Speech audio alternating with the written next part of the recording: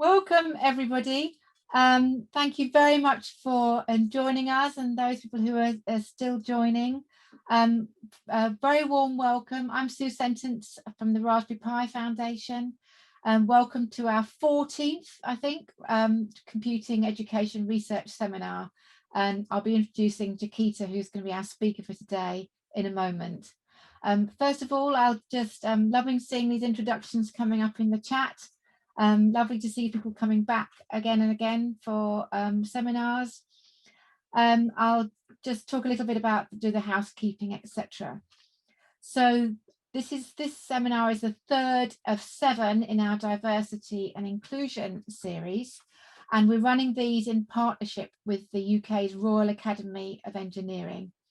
And we're delighted to have this, the opportunity to have this full series, because diversity and inclusion is really important for us at Raspberry Pi, something that we try and embody in all of our materials and our activities, and to try and broaden participation and, be very aware of underrepresentation in computing education and how we can work to make that better.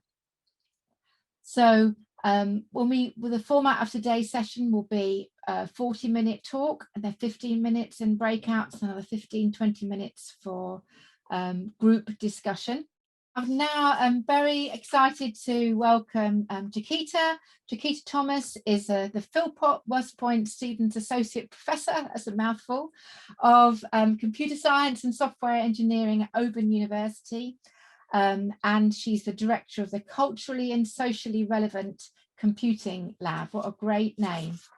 And she's come to talk to us about STEM learning environments that support computational algorithmic thinking and Black girls and intersectionality and lots of interesting things. We're really looking forward to hearing from you, Jakita. Thank you so much to the Raspberry Pi Foundation team for inviting me. I'm incredibly excited about having the opportunity to talk about this work. It has been a project and an effort that is still ongoing. And I'll talk a little bit about that as well. I do want to also acknowledge some of my colleagues who have participated in this work and the writing with me. I'm actually presenting a paper that was accepted at the International Conference of the Learning Sciences, the most recent one. So I'd like to acknowledge Dr. Nicole Joseph, who is at Vanderbilt, and Dr. Yolanda Rankin, who is at Florida State University. The title of this talk is Designing STEM Learning Environments to Support Middle School Black Girls' Computational Algorithmic Thinking, a Possibility Model for Disrupting STEM Neoliberal Projects. So we will jump right in. I will start by giving some context around the problem to help situate. And I will say from the beginning that we are focused on Black girls, African-American girls specifically. You'll hear me use the term Black and African-American interchangeably. I lean more towards Black. But we're focused specifically on Black girls and women within the context of the United States.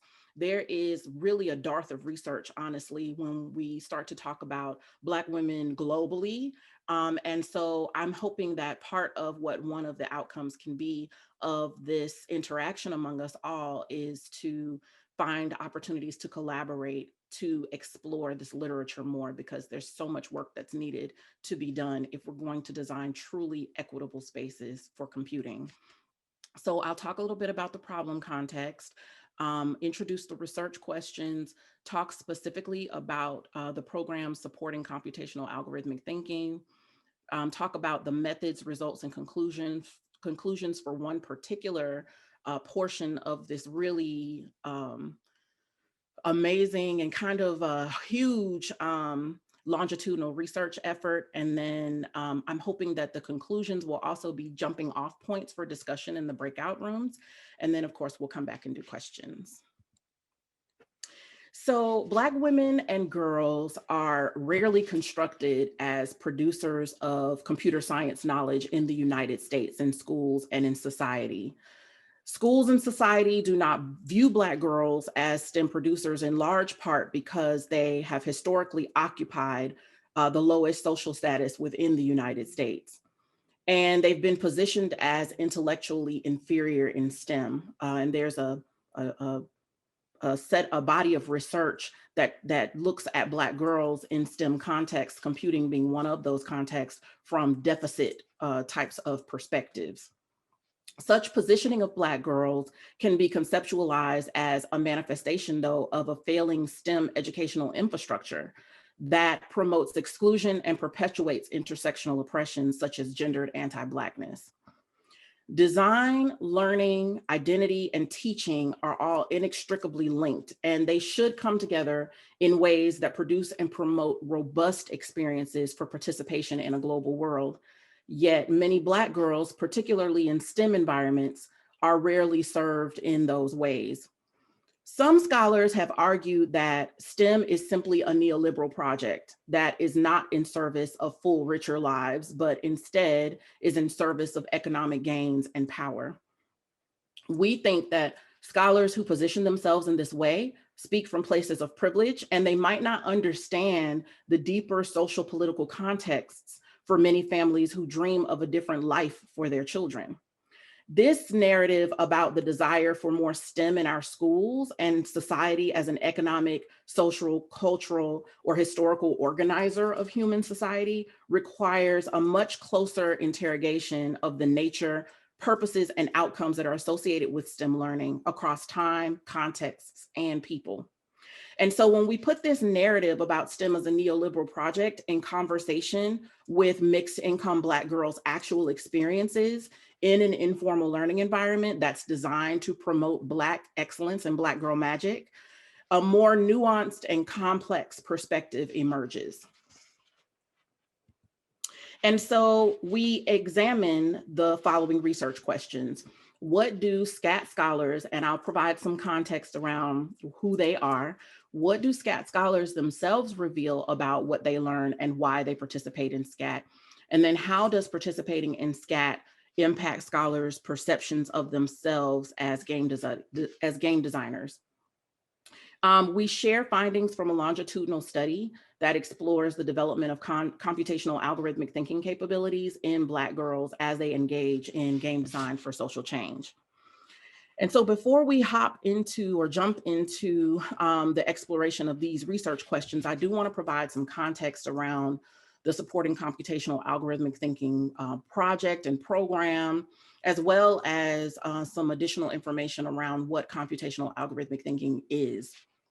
So SCAT, or Supporting Computational Algorithmic Thinking, is a longitudinal between subjects research project supported by an NSF career grant. It's a research study and a free enrichment program that is designed to expose Black girls who we call SCAT scholars, and you'll hear me refer to them as scholars going forward, to game design. This is an industry in which they are critically underrepresented, and I'll talk a little bit more about that as we move forward. So SCAT centers Black girls' development of computational algorithmic thinking. The goals of it are to explore the development of CAT. It was originally over 3 years. My original career award had 3 years worth of effort devoted towards working with the girls and collecting data. But I was fortunate enough, and I still don't exactly really know how I managed this, to stretch this grant to be 7 years. And I ended up working with these girls from the summer before their 6th grade year all the way through to the end of their high school career. And I still keep in touch with them now. They're all first-year students in college. And I'll talk a little bit about where they are towards the end of the talk. But the goal of SCAT were twofold. One, to explore the development of CAT in Black middle school girls as they engage in iterative game design, and then that extended into high school, and then to increase the awareness of the scholars to the broad applicability of CAT capabilities across a number of different industries and career paths. So what is computational algorithmic thinking? Essentially, computational algorithmic thinking is a really important scaffolded on-ramp for students as they're developing more advanced computational thinking capabilities, and they're applying those computational thinking capabilities to solve problems that are more constrained and require greater and greater expertise. Computational algorithmic thinking is defined as the ability to design, implement, and assess the implementation of algorithms to solve a range of problems. And we're leveraging Snyder and Gerstein's definition of an algorithm as a well-ordered collection of unambiguous and effectively computable operations that, when executed, produces a result and halts in a finite amount of time. Algorithms lie at the heart of computer science. Computer science is the study of algorithms. And so computational algorithmic thinking embodies the ability to think critically and creatively to solve problems. And this ability to be able to design, implement, and assess the implementation of algorithms to solve problems has applicability in a wide array of areas, both inside of computing as well as outside of computing. So going back to the to supporting computational algorithmic thinking, now that we kind of have a little bit more insight into what computational algorithmic thinking actually is, I mentioned that scholars began the program the summer prior to their 6th grade year and continued through their 12th grade year. And they took part in 3 different types of activities each year. We called a year a SCAT season. The first was a 2-week intensive game design summer experience where they worked in groups of 2 or in dyads to design a game for social change. And I'll talk a little bit more about what that game for social change was, like how they came to it, in just a moment. They also engaged in 12 technical workshops during the academic year where they implemented the games that they designed during the summer using visual and programming languages in preparation for submission to national game design competitions like the National STEM Video Game Challenge. During their middle school years, their 6th and 7th year, they focused on implementing in Scratch. 7th, 8th grade years, they transitioned into Game Maker. And then for 9th grade moving forward, they transitioned into Unity, which is one of the game engines that's used in the industry. And so they got not only a wealth of exposure to the game design process and engaged in it multiple times, but they also moved to learn more and more complex environments, programming environments as well. And then they had field trips where they learned about the application of CAT in different industries and careers. And so, for example, they visited the Georgia Tech Aware Home. They visited the Museum of Design in Atlanta, or MODA.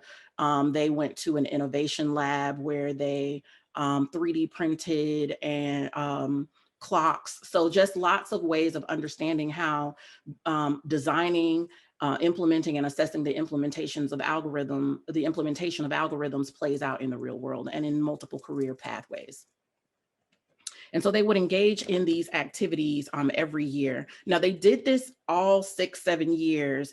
This talk is going to focus specifically on the first 3 years, because as you can imagine, there is lots and lots and lots and lots and lots of data. So we're still, even now, making our way through the analyses of that data. Before we get into the research questions, though, I do want to talk a little bit about SCAT's foundational and epistemological orientations, because it's going to become very important as we talk about the discussions. So within the field of education research, much of what we know about STEM learning emerges from a range of epistemological frameworks, theories, and methodologies. But Black girls have not been the focus of that theorization. So we draw upon Black feminist thought, or BFT, and intersectionality to contextualize the roles that inequality and hierarchy play in the unequal distribution of learning opportunities and outcomes, specifically in computing for Black girls.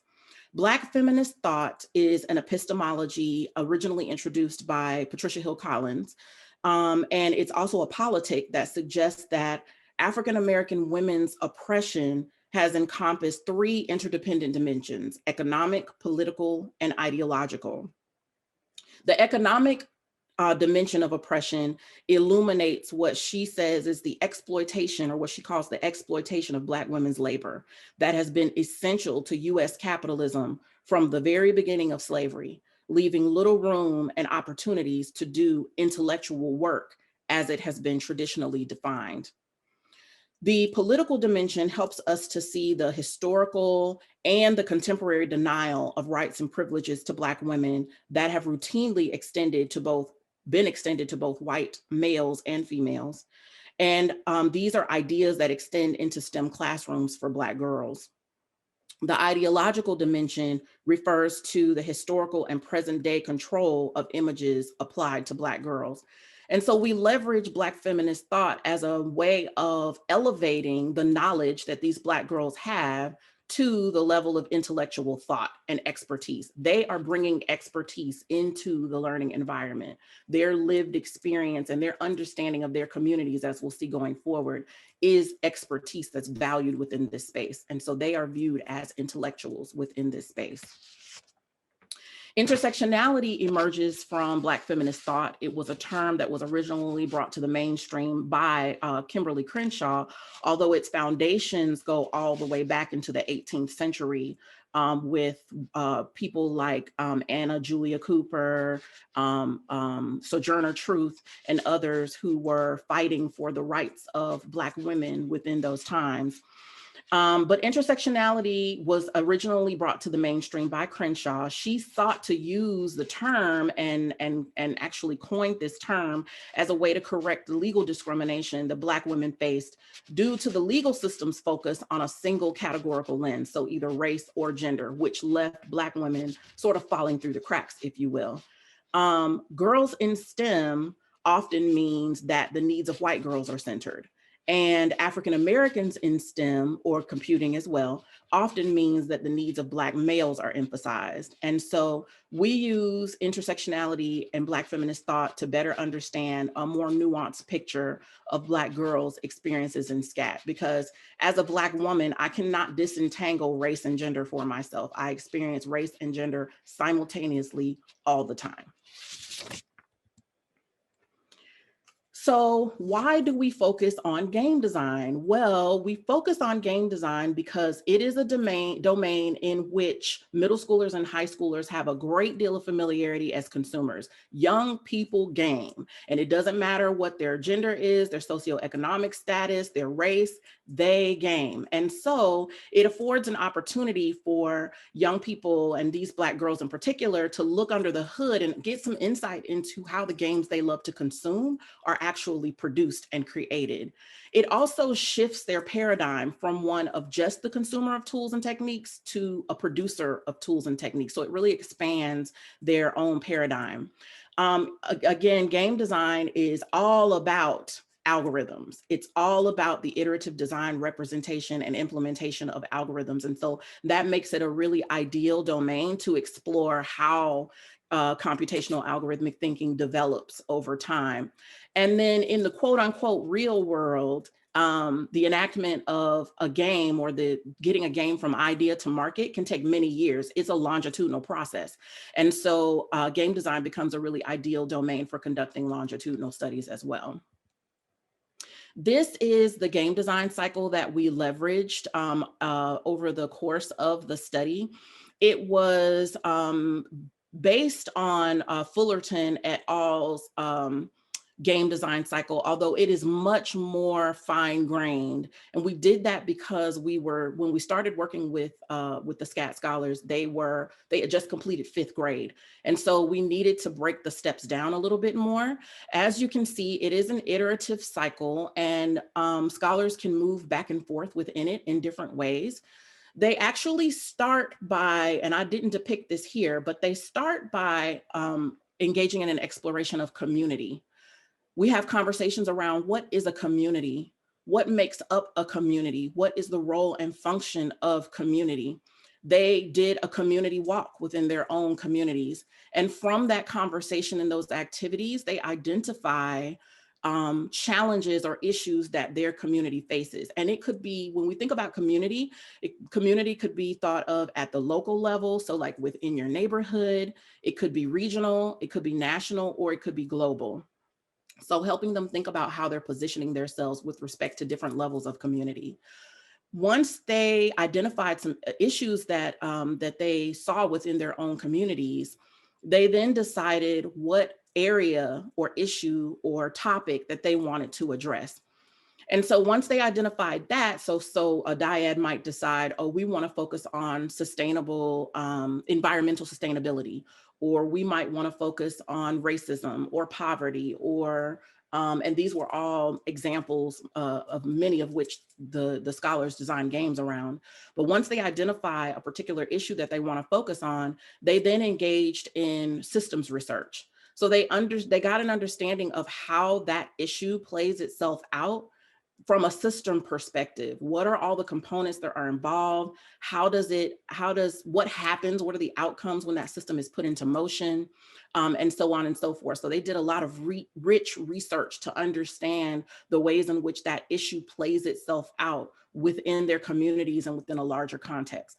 And they took that deep understanding to then brainstorm 5 ideas for games. They also thought a lot about what they wanted the intended outcome of the interaction with the player and their game to be. What did they want the player to walk away thinking or doing? So for some of them, it was about bringing awareness to an issue that the player may not have known even existed. For others, it was about causing the player to engage in some type of action or some type of change in their behavior or their thought process. And so they came up with 5 ideas. They presented those ideas to the larger group and got feedback about which idea, the scholars thought was the best idea out of all the ideas, but they weren't beholden to taking that idea and going forward with it. They just used it to inform their decision making. Once they chose the game idea that they wanted to focus on, the dyads then developed storyboards for that game. You can think of storyboards sort of like a comic strip. They look like a comic strip. There's a visual component that conveys everything that the player can see. So what is visually on the screen, as well as any movement, any direction, any type of action that can be seen. And then underneath the storyboard still, there is very light description of things that can be felt or heard or touched. So things that are non-visual. And so they were responsible for and successfully described the gameplay from start to finish and all the multiple paths. This is a really important step because this is the first place where they are representing the algorithms in their game, but they're doing it visually. So then they moved into physical prototyping. And before I get to physical prototyping, let me talk a little bit about this notion of gallery walking and play testing, because it happened throughout the game design cycle, beginning at the storyboarding phase. Gallery walking is a ritual that is taken from Puntenbekar and Kolodner's work, where essentially the game designers or scholars would display their artifact, whatever it might be, in this case, a storyboard. And then the other scholars would walk around like they were in a museum, essentially, the gallery, and they would gallery walk and give informal feedback and critique on whatever the artifact was that was being displayed. Playtesting is a more formal method for receiving feedback. It's a more formal approach for receiving formal feedback from your target audience or demographic. And so they engaged in both of those kinds of activities. So after the storyboards were gallery walked and play tested, then they moved into physical prototypes. And you can see in the top picture, there's an example of a physical prototype where they use craft materials to construct the world, the context, and the gameplay mechanic at different points of the design process. So they essentially created a real world model of the game that they wanted to design. The important thing about the physical prototyping phase is, one, that it is concrete, and it leverages physical, real world things that can be touched, but also it allows the algorithms that were visually represented in the storyboard to be represented and specified in more detail in physical space. So you'll know one of the things that happens is that as scholars move around the game design cycle, they are specifying the algorithms in more and more detail, and they're representing them in different modalities. So in storyboarding, they're representing them visually. Physical prototyping, they're representing them physically. In the design document phase, they're representing them in text. So the design document is a dynamic document that describes every single aspect of the game, from the objective and the target demographic of the players, all the way down to the extensions that'll be used for different assets like music or files or pictures or sprites within the game itself. From design documenting, they move into software prototyping. They use the software prototype really as like a tool, like an experimental tool, where they have questions about the design that still need to be answered, and they build out just enough of the game to answer those questions and get feedback to make decisions. Then they move into full-on implementation, where they're using the game design engine to implement the game, and they're playtesting it throughout as well. And were they to take these games to market, they would engage in quality assurance and maintenance, where they would do full user testing and update and add as the game is out in the marketplace. Okay, so before we jump into this research study, I did want to focus to provide this additional context around why game design in African American girls. We talked about why game design, but why game design for Black girls?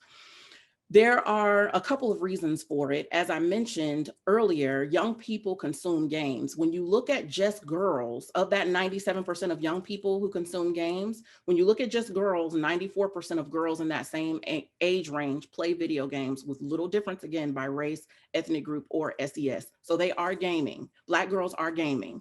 But when you look at the game design workforce, Black women are not there. Women in general only represent about 10 to 12% of the game design workforce, and Black and brown people, period, represent less than 5% of the game design workforce.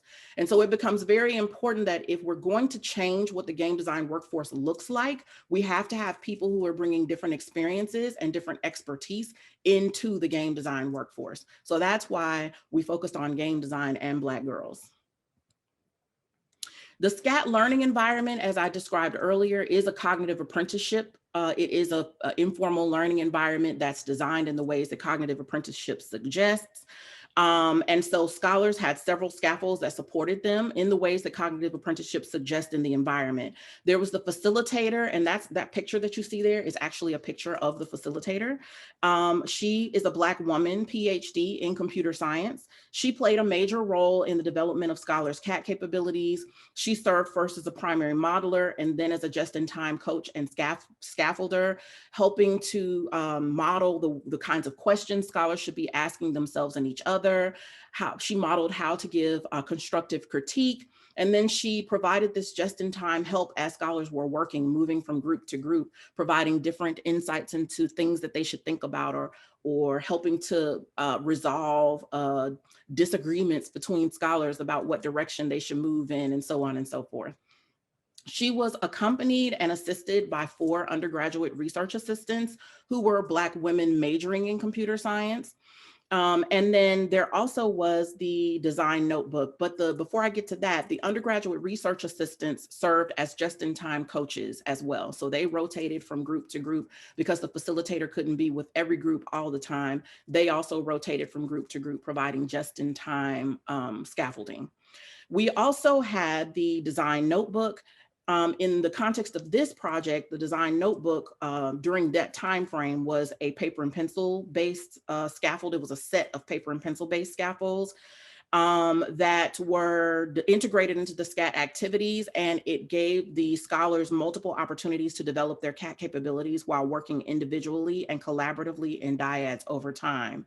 And so one example of a design notebook page would be the My Storyboard design notebook page. So I described to you what the storyboard looked like. We provided those scaffolds to help scholars to map out their storyboards, just as an example. But there were scaffolds for every single step or every single phase in the game design process. And then finally, we had some dyads who moved further along in the game design cycle than others. They supported those others who didn't move as far or didn't move as quickly. Everybody made their way through the game design cycle, but there was a lot of cross dyad collaboration that happened within the SCAT learning environment. So SCAT's design leverages and integrates an informal intersectional cognitive apprenticeship learning environment that centers supports, and elevates Black girls as they develop CAT capabilities in the context of designing games for social change. And they can see what the next step looks like. Everybody who came into that environment was a Black woman connected to computing. We even had a group of high school girls come from Houston to talk about their experience being in a computer science and engineering club. And they all were Black girls as well. So they could see what the next steps look like from high school to college to professional. So now we'll jump into the examination of these particular 2 research questions, and I wanted to bring them back to our remembrance. What do SCAT scholars reveal about what they learn and why they participate in SCAT? And then how does participating in SCAT impact their perceptions of themselves as game designers? So in terms of the setting and participants, we worked with 23 African-American girls. Our attrition over all of the 7 years, our attrition rates were incredibly low. We only lost 4 girls over the course of 7 years. And I'd be happy to talk about ideas around why I think that is during the question and answer period if people want to know. But 95% of these girls had never used Scratch or any other programming environment prior to their SCAT experience, and none of them had ever engaged in the game design cycle prior to SCAT either.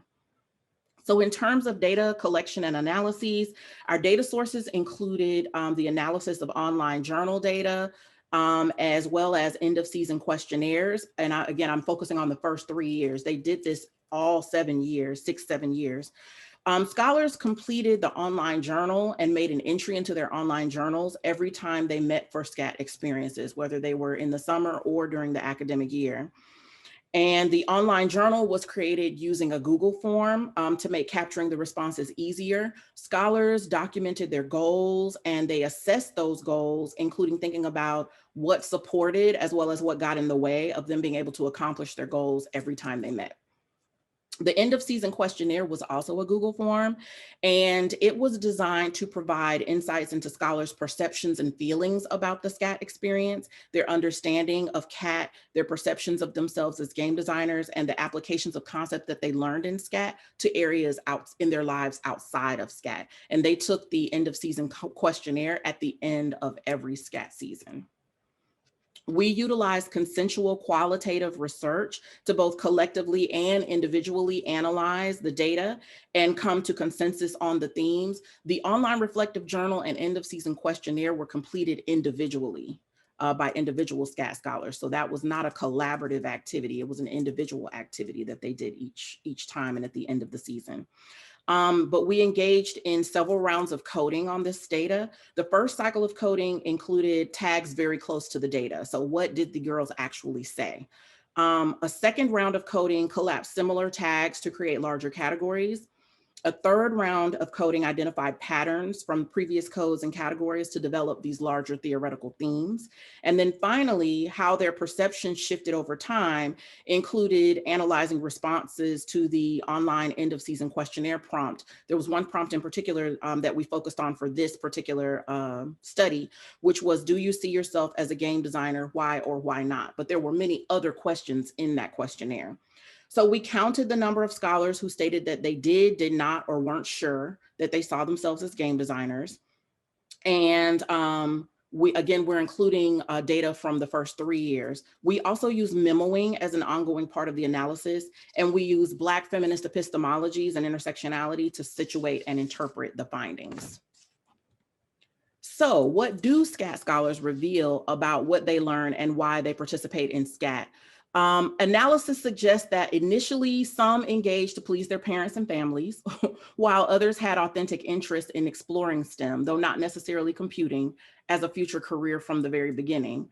SCAT provided opportunities for the girls to imagine something bigger, something bolder, and something beyond the basics of just consuming technology to producing technology, such as a game to address this social issue that they saw in their communities. Our analyses showed that they participated in SCAT for 3 primary reasons. They said they participated for 3 primary reasons. The first was to find meaning in relevance and altruism. And this is, so for example, one participant commented, I would make a mini level to give the food to the homeless people, while another stated, I like the problems it addresses, and I like the fact that they can be applied to daily life.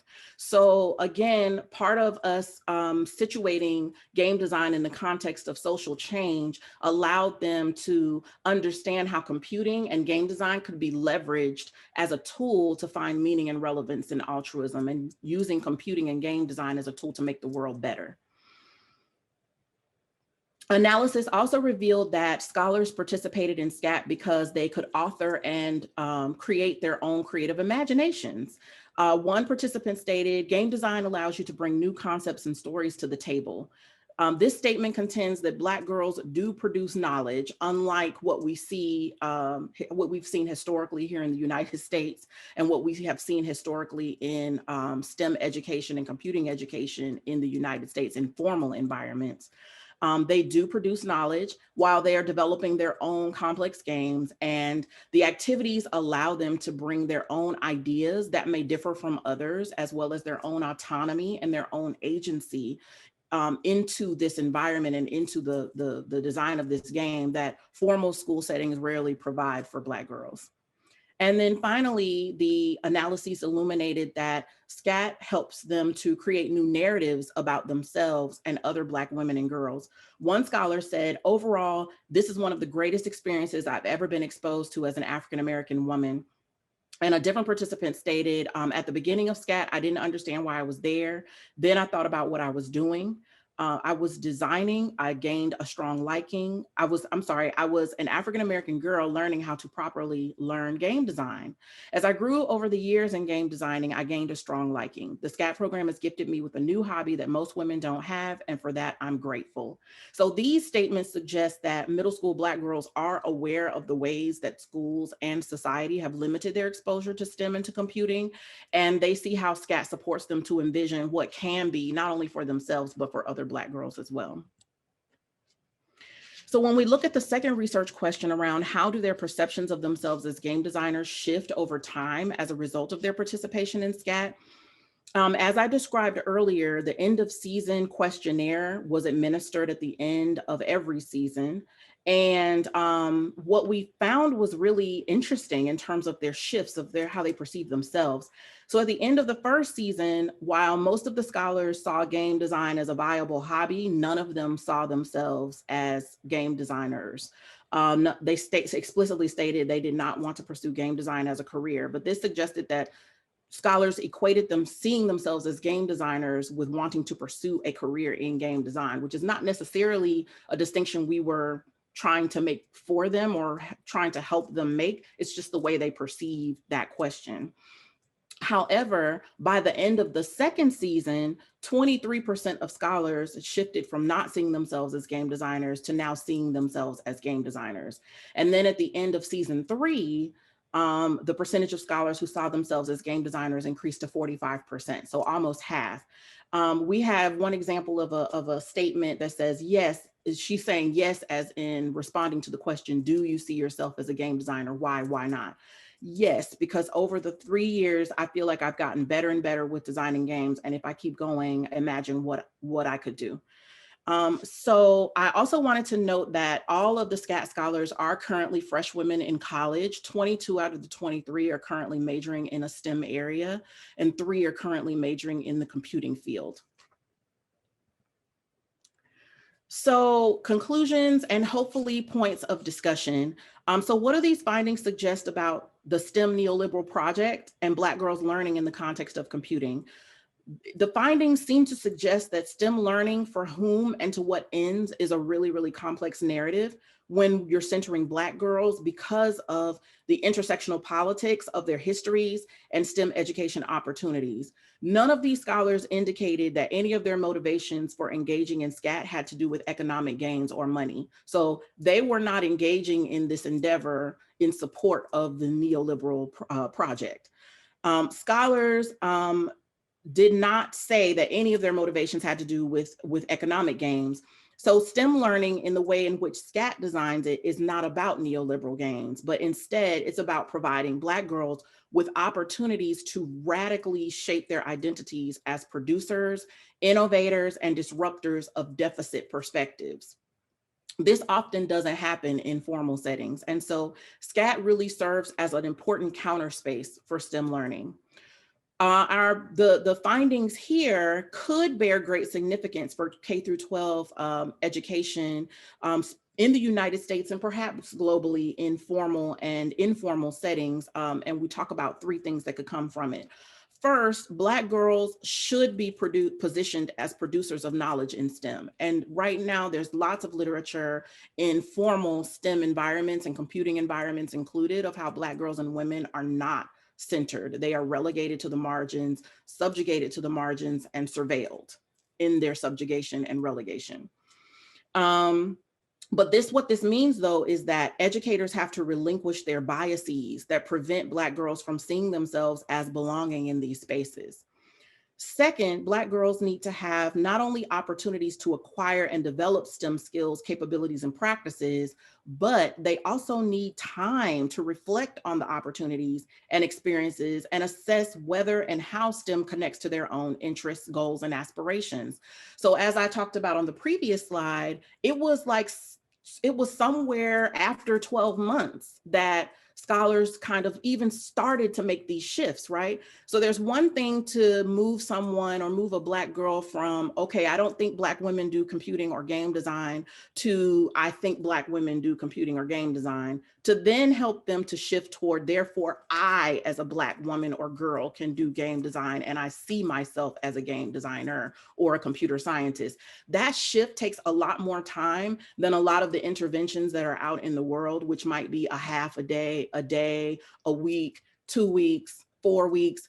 It just takes much, much, much more time and continuous sustained engagement in order for Black girls to begin to make those important shifts that can actually begin to move the needle. And this time thing may be one of the many reasons why, even though there's been a lot of money and a lot of effort put towards moving the needle for girls of color, Black and brown and Native girls and women in computing, why we haven't seen that needle move very much at all in all these decades. And then it's really important that learning scientists and computer scientists and those who are responsible for designing these kinds of environments think from intersectional perspectives when considering how to design STEM learning environments for Black girls. As a field, we have to acknowledge that work has not been done. And if we truly care about educational equity and STEM and computing equity for all students, then this is the work that we have to do.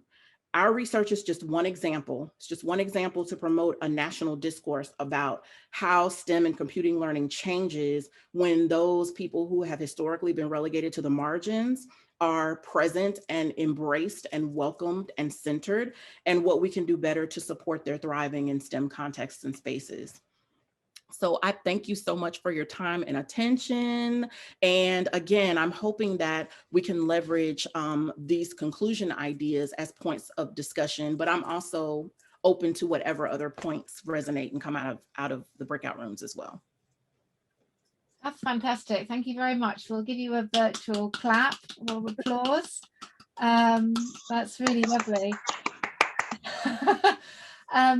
So thank you for sharing those points. I think we have a copy of those points, don't we, Diana? So maybe we could put them in, paste them into the chat to help in the breakout rooms. Really interesting talk. And now we're going to move into those breakouts. So there'll be the points from Jakita that we can talk about, or some other, you can discuss other things of your own, your other reflections from the talk, but do come back with questions. And in every group there'll be somebody from the Raspberry Pi Foundation who'll be able to facilitate the discussion and help you to agree on questions that you want to bring back to the Q&A. Well, I hope you had a really enjoyable chat in your rooms.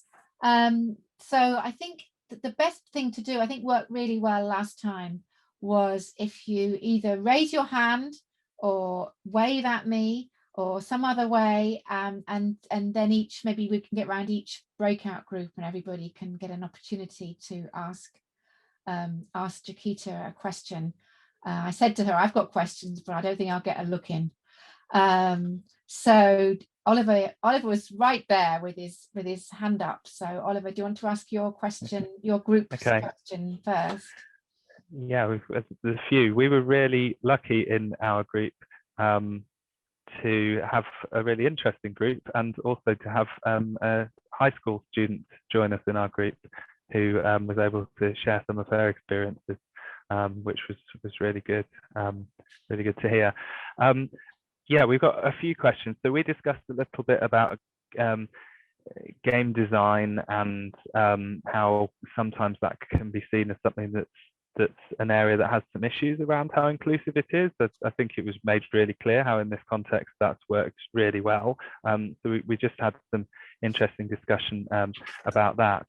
And that sort of led to the question, which is what sorts of things could people do in a classroom to take on board some of the things from this work and apply it in a context where maybe you've got a very mixed group of young people in terms of their backgrounds, gender, race, interest in computing, really sort of mixed mainstream classroom. Are there any lessons that we can draw from this group that's obviously focused really successfully on one particular group?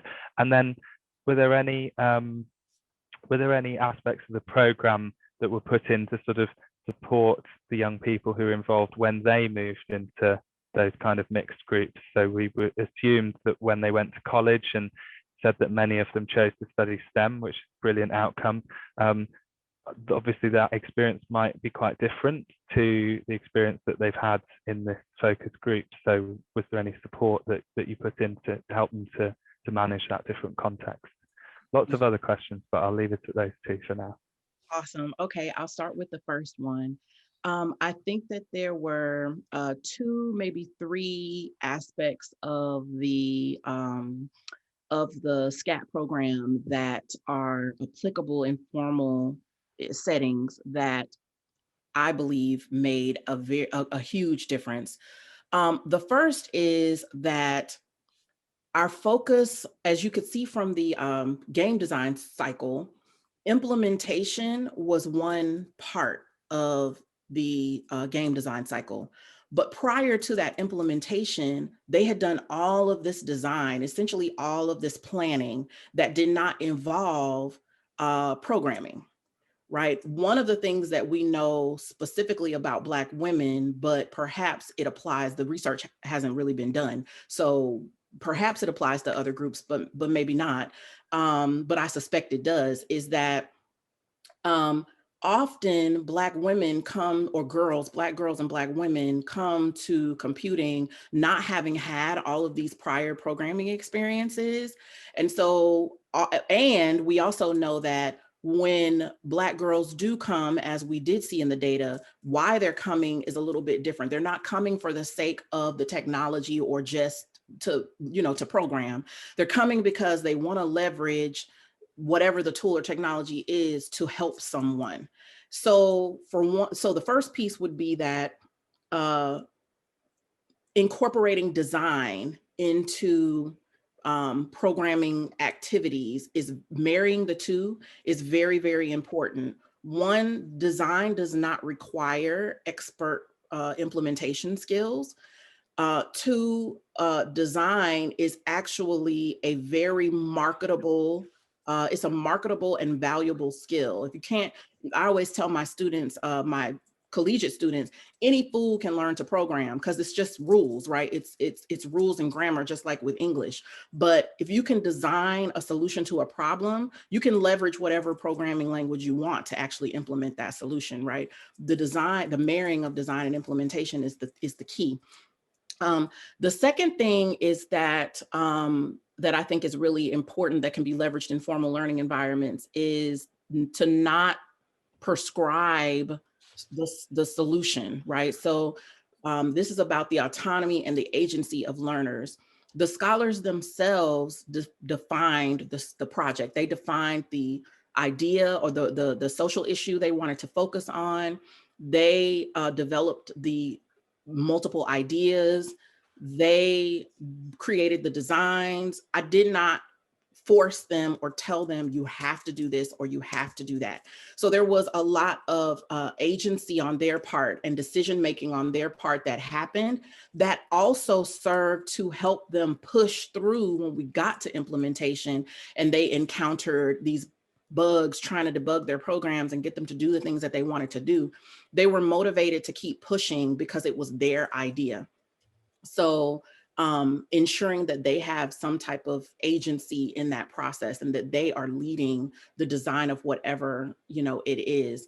I think those are like the kind of two big ideas that are really important for any type of learner in any environment, but particularly in formal learning environments, and particularly in formal learning environments where the teacher may or may not be an expert in computer science, which is often the case here in the United States. There's a teacher who's sort of been voluntold that he or she is doing computer science, and they don't have the background knowledge and they don't have the expertise, and they're trying to figure some things out. So that type of approach of leveraging design first is a way to kind of lighten the load, but then it also engages students in a way that they are taking ownership of what's happening and they'll persevere throughout. The second part of your question, can you repeat the second part of your question? I have the first part, but not the end of it. Yeah, sure. So we were thinking about when girls from your program transition into other environments like studying at college. Obviously, you've given them a lot of skills, but are there any other sort of things that you do to help them with that? Yes. So one of the things that was really interesting, I didn't talk about it in this talk, was there were two things. The first is that the scholars themselves actually developed like a sisterhood and a cohort amongst themselves as the years went on. I talked about those really, really low attrition rates early on. And one of the things that I found out, I think when they were in 10th grade, this was around the time everybody was starting to drive, that they had still kept in touch with the three or four girls who'd had to leave the program because one moved away and one schedule changed and so on and so forth. But they were still kind of keeping up with each other. And they were like, yeah, she's doing this. This is her Facebook page. This is her Twitter. And they were talking to each other outside of the program socially. So that was one thing. They developed this sisterhood amongst themselves. The second piece is that we wrote a paper about this for ECSCW in their, one of the things that they came to value each other as game designers in terms of the ideas that people brought to the table, the constructive critique that scholars gave of each other's game designs, and the help and scaffolding that scholars provided each other. They really came to rely on that. And so as the years went by, they trusted each other in terms of being a source of knowledge and a source of insight and a source of constructive critique for the things they were doing. The third thing is that even while they were in the SCAT program, we started to learn about things they were doing outside of SCAT that were SCAT related. So like, as an example, one of the scholars, or a couple of them actually, were Girl Scouts and in different troops. And they had separately organized to teach their Girl Scout troop how to design games. So they were sharing these things that they learned outside of the formal SCAT environment.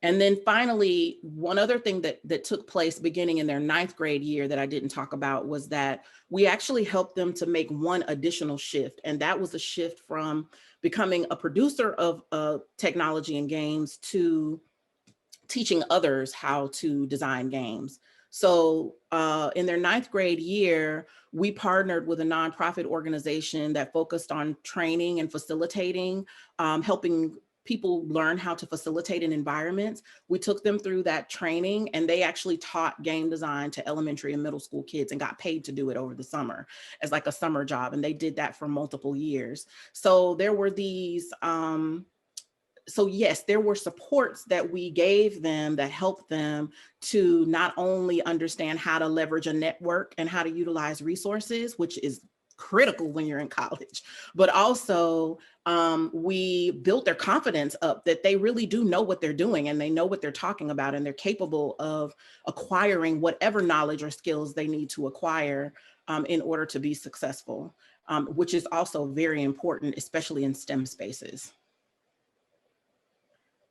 That's great, thank you. I think we should move on to another question. So should we go Jane and then Duncan and then Catherine in order? We've run out of time. Jane, your question next. Okay, well, I'm in Duncan's team, so that kind of fits well. Oh, First right. of all, I'd like to say thank you ever so much for the presentation. I thought it was fascinating, particularly as my area of study is design in teaching programming, so very interesting. But I've just got a really practical question. When you described the kind of process that the students went through, what proportion of the time do you think was set on that pre-brainstorming session? You talked about like context setting compared to the games design time compared to implementation. So if there were 3 bits, how much, what was it, a third, or how did it kind of?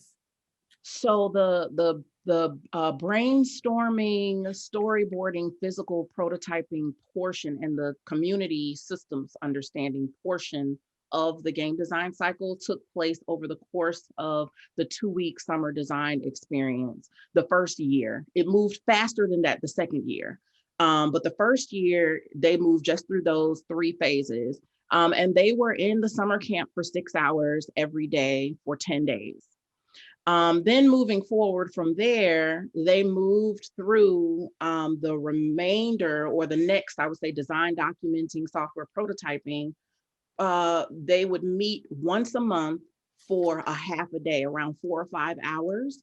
And I would say out of the 12, they probably spent about 4 or 5 of those meetings focused on finishing up physical prototyping, design documenting, and software prototyping.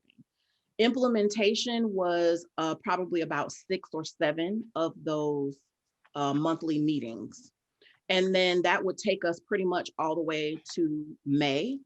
We would take June off and then they would start again in July. Or at one point, I think we stopped in April and then took May off and started in June. So it was a year-round enactment every year, but that's about what that breakdown was. So it sounds like it was maybe if there's 10 months in a year and there was maybe 1 month spent on, so it's maybe a 10th, maybe 1 in 10 hours were in implementation. So it's just sounding like the majority of the time was, like you said, on design. Absolutely. And so I wondered why you called it SCAT rather than called it design thinking. Well, because again, the focus of the project was around understanding the ways in which, and I didn't talk about this at all, but there's a paper that's that I published at 6C and it's coming out in a book, a chapter in a book soon. The purpose of the project, from a research perspective, was in understanding how their ability, how their computational algorithmic thinking capability developed over time. And so it was about supporting, the environment was designed to support the development of computational algorithmic thinking. And that's where the name SCAT comes from. Okay, I'm going to let someone else ask a question. Duncan, I think you're next. Yes, thanks, Sue. Brilliant. Thank you for that presentation. Really, really inspiring, Jakita. I mean, we have about 20 questions here, and you've just answered one because I know I'm not allowed to do them, Sue. You told us already. Very, very quickly and very simply, how did you recruit to the program? I'll ask mine individually. How did you recruit to the program? Where did these 23 girls come from? So we leveraged a lot of our understanding of the community. I am in the South. And so we did a wide swath of, we sent out like information to a wide range of different types of groups. Of course, we did the more kind of formal things where we talked with, we sent information to teachers and to principals and to folks who interface with the school districts. But we also leveraged the church. sororities and fraternities, community organizations like the YMCA, the Boys and Girls Club, you know, local church groups and youth groups. We sent word out to a bunch of different places to identify young girls who might have an interest in the program. And did you have to shortlist them then? Were you oversubscribed, and was there a criteria to shortlist them? So were you selecting those that were already more kind of had an affinity to these types of approaches? So no, actually we did. Most of the girls didn't necessarily have an affinity. Some of them talked about, oh, my mom made me do this, like, you know, in the very, very beginning, but then they kind of turned the corner. So no, we did not necessarily engage girls who had an affinity for game design or an automatic interest in computing. A majority of them did not have an interest in computing when they entered. Maybe like one had an interest in computing when she entered. So no, we didn't pre-select in that way. The first kind of cut was, did we have complete applications? That sort of was like the first cut. And then from there, we actually took the girls on a first come, first served basis. And then as like I mentioned, we had about 3 or 4 girls who had to exit the program. We then went back to that sort of list of girls that was left over and kind of pulled from the top. That seemed to be, I mean, you know, it wasn't super scientific, but it seemed to be, I mean, it was a choice we made. Okay, brilliant. Can I sneak in one other one, Sue? Well, is Catherine still waiting? Could we ask one from Catherine? Yeah, Catherine, yeah, and come back at this time. Oh, yeah. and Kerodig's got his hand up. Oh, bloody Kerodig.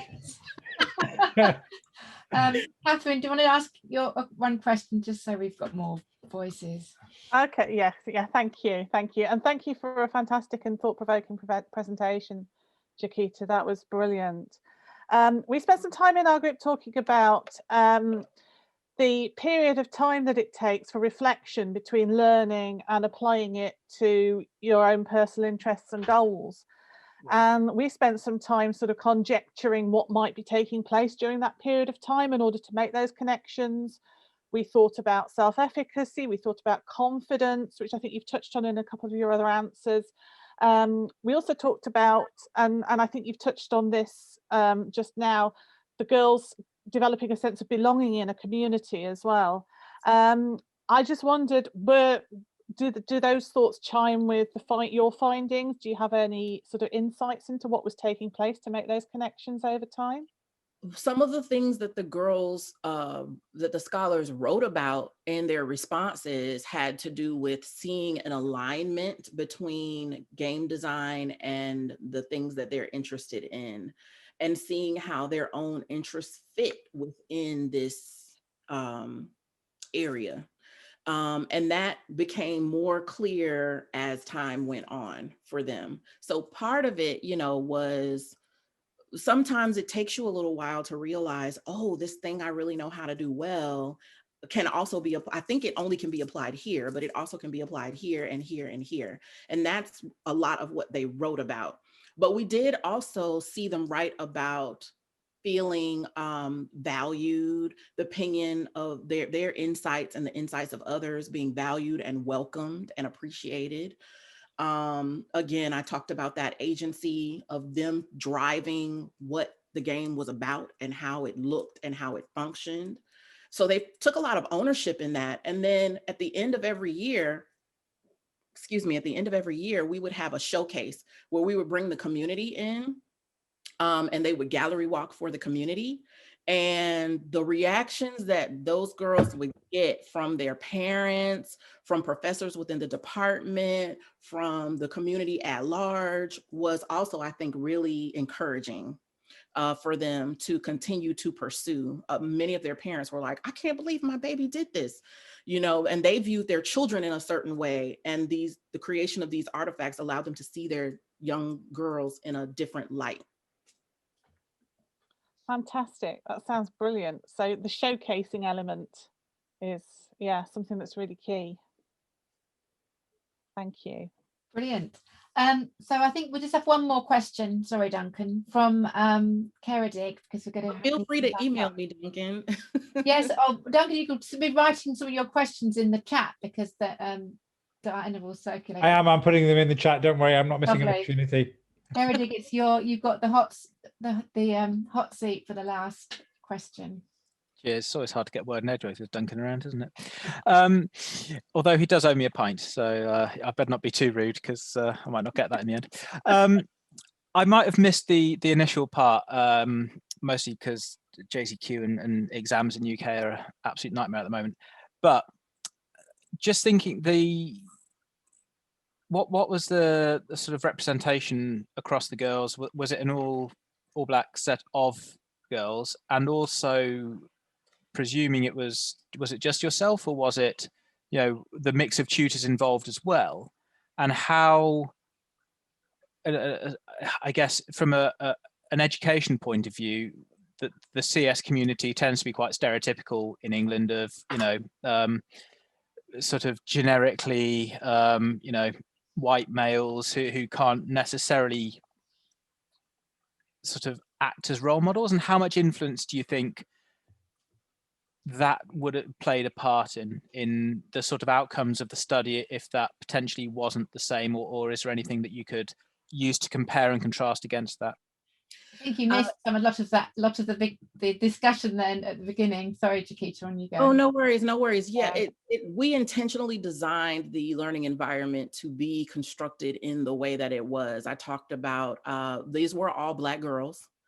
The facilitator in the environment was a Black woman who had a PhD in computer science and computing. The undergraduate assistants who assisted her were Black women who were majoring in computer science at the collegiate level. And then anybody who came into that space and interfaced with them was a Black woman in computing or a Black girl in computing. I mentioned we had a group from Houston come. They were Black girls from a private school in Houston that had an engineering and computer science club.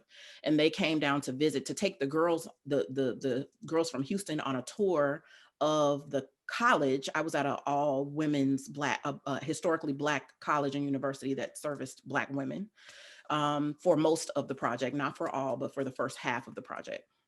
And so they came down to do a tour, and it just happened to align to where they could come and visit and talk about some of the things that they were doing. So these girls and the scholars in the SCAT program got a chance to see what that pipeline looks like, or what that trajectory looks like at the high school level. And they were in middle school at that time, at the high school level, the collegiate level, and at the professional level. That was done intentionally. I absolutely know that the outcomes would have been different if it hadn't looked that way. You know, so they were able to interact and engage with and work with. To them, I would imagine, to them, and this is something I haven't asked them yet, but plan to them, it probably seems very normal that Black women do computer science, even though that is not the representation of Black women. Let me just say it that way. The representation of Black women within the field would not suggest that. So following on from that then, as my last thing, what can we do, or are there key traits that those, you know, young women would say are core to them from their backgrounds and their direction of travel that we could either integrate, replicate, or encourage behaviors of in either, I mean, potentially as young as primary, if you're looking at that efficacy and that building the confidence and community, Mm-hmm. you know, what sort of key points would you say, or could you look into to feedback to say, if you're trying to encourage this, you know, group of students to engage in computer science, these are my top three things that they suggest that you do to build that inclusivity? Sure. The first one is to build coalitions with people who have the cultural and social expertise who are doing that work on the ground. There are, at least here in the United States, there are a lot of groups who are doing some really exciting work with Black girls and with Black children more broadly in computing, that are functioning out of churches, youth groups, starting nonprofits on their own. And a lot of those groups, because they are not tapped into academic spaces, don't have the same visibility They don't have access to the expertise that people who engage in research on a regular basis tend to bring, but they have a lot of expertise in how to engage Black kids in computing. They do that very, very well. And so part of it, I think the first thing is the coalition building. Partnering with people who are on the ground, who have that understanding of the communities in which they work, who have deep roots within those communities, because it is true that someone from outside of a community can come into a community and study that community and learn from that community. But there are certain things that if you are not a part of that community, there will be opportunities that will be missed. And there may be interpretations that are made that are not accurate and in alignment with that community's values. So that's the first thing. Build the coalitions with the people who are actually already doing the work.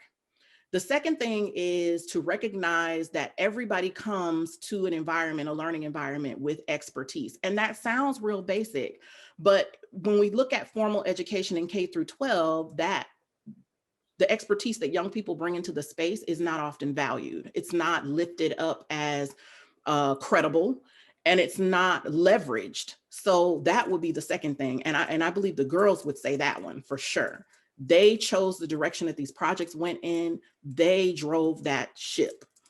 And then the third thing I would say has to do with, and it's connected to people doing the work, but it's different, is that if you're in an environment where you're trying to engage a group where, you know, maybe they're not represented within the field very prominently, go and partner with other larger organizations who tap into that community.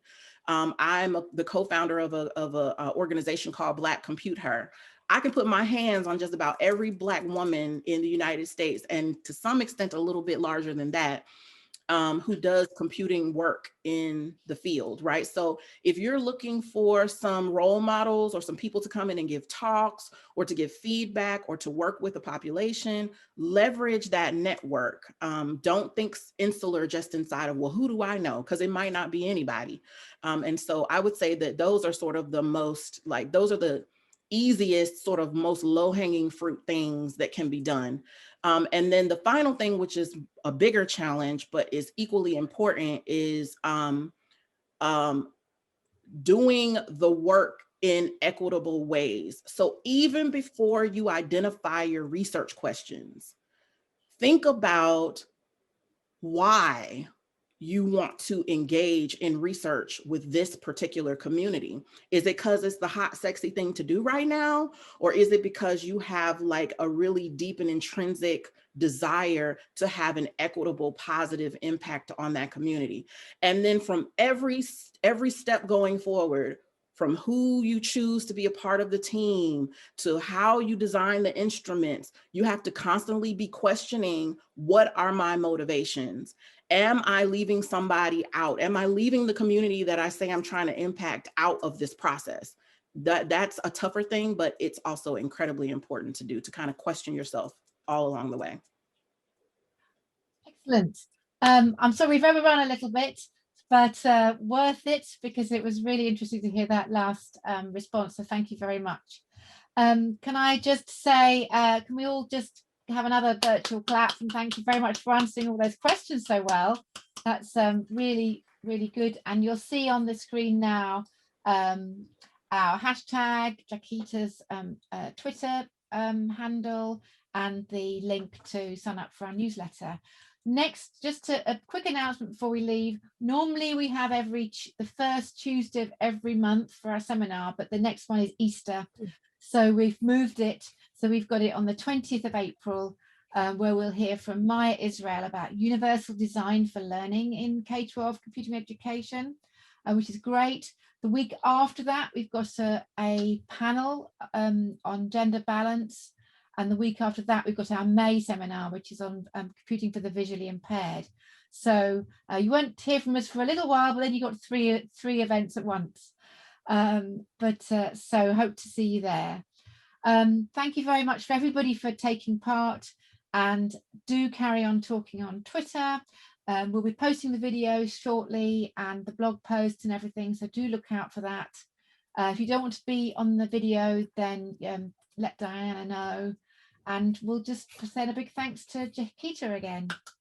Thank you very Thank you much. all for having me. This was so much fun, and thank you for your questions. And please do reach out to me if you want to collaborate or if you want to talk more. Great, thank you.